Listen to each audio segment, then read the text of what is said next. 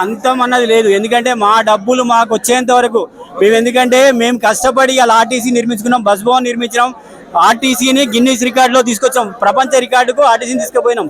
ఇక్కడ వాళ్ళు అంతా కష్టపడరు కాబట్టి ప్రపంచ రికార్డు వచ్చింది, లేకపోతే వచ్చేది కాదు. కాబట్టి ఖచ్చితంగా మా డబ్బులు మాకు వచ్చేంత వరకు ఏ స్థాయి వరకైనా పోరాడడానికి సిద్ధంగా ఉన్నారు రిటైర్డ్ ఎంప్లాయీస్. ఎలాంటి స్పందన లేదు, నిమ్మకు నీరెత్తినట్టుగా లేదు. మరీ విచారకరమైన విషయం ఏంటంటే మా పిఎఫ్ ఈపీఎఫ్ అమౌంట్ 2013, 2017, 2021 కనుక ఈపీఎఫ్ కనుక పంపిస్తే ఒక్కొక్క ఎంప్లాయీకి ఇవాళ ఉన్న పెన్షన్ ప్రకారం తక్కువ ఒక 3,000 రూపాయలు, ఎక్కువ 5-6 రూపాయలు పెన్షన్ పెరుగుతుంది. కనీసం ఒక 70-80 కోట్లు కనుక పిఎఫ్ కమిషనర్ కు వీళ్ళు కనుక జత చేస్తే ఖచ్చితంగా ప్రతి రిటైర్డ్ ఎంప్లాయీకి 2,000 నుంచి 5,000 పెన్షన్ పెడతారు ప్రతి నెల. అది కూడా చేయడానికి సిగ్గు శరం లేకుండా నిద్రపోతున్న మేనేజ్మెంట్ కు ఒక చురుక లాంటిది మేము చురుకంటి చేయదలుచుకున్నాం. రాబోయే రోజుల్లో కూడా మా ఉద్యమం, ఎందుకంటే అంతా 65 ఏళ్ళు, 60 ఏళ్ళు, 70 ఏళ్ళు ఉన్నోళ్ళు కాబట్టి ఇది రోడ్డు మీద కొట్లాడే పరిస్థితి కాదు. శాంతియుత పోరాటాలు, మా డబ్బులు మాకు వచ్చేంత వరకు ఏ స్థాయికైనా వెళ్తాం. అవసరం అనుకుంటే మాకు ఇచ్చే ఈ డిన్నర్ సెట్ ఏదైతుందో, డిన్నర్ సెట్ ఒక చిప్ప ఇస్తున్నారు. రిటైర్డ్ అయ్యే రోజు డబ్బులు లేకుండా ఒక డిన్నర్ సెట్ లాంటి ఒక చిప్ప ఇస్తున్నారు.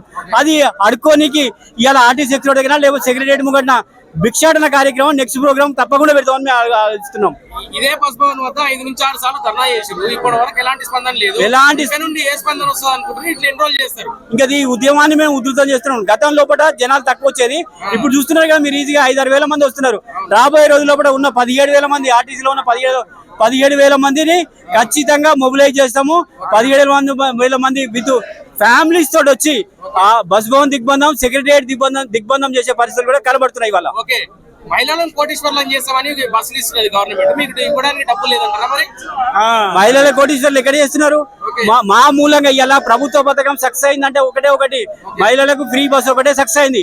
ఆ సక్సెస్ ఓన్లీ మా కార్మికుల పుణ్యాన, మా పుణ్యాన ఇవాళ సక్సెస్ అయిన దాన్ని మా మీద తుపాకు పెట్టి ఎలక్ట్రానిక్ కాల్తామని రేవంత్ రెడ్డి సర్కార్ చూస్తున్నది.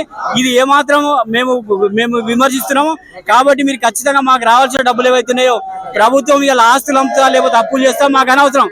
మేము కష్టపడి ఆర్టీసీ నిర్మించుకున్నాం కాబట్టి ఈ నిర్మించుకున్న ఆర్టీసీని కష్టం 35-40 సంవత్సరాలు కష్టపడ్డాం కాబట్టి మాకు రావాల్సిన డబ్బులు ఖచ్చితంగా రావాలి. లేకపోతే మా కోసం ప్రభుత్వం జరుగుతాయి. గతంలో కూడా ఆర్టీసీ కార్మికులతో పెట్టుకున్న చంద్రబాబు నాయుడు కానీ మొదలు పెడితే కేసీఆర్ దాకా ఎవ్వరు కూడా ఇవాళ అడ్రస్ లేకుండా పోయిన రేపు పొద్దున మాకు కనుక డబ్బులు ఇవ్వకపోతే రేవంత్ రెడ్డి కూడా ఇదే గతి పడుతుందని మేము చెప్తున్నాం.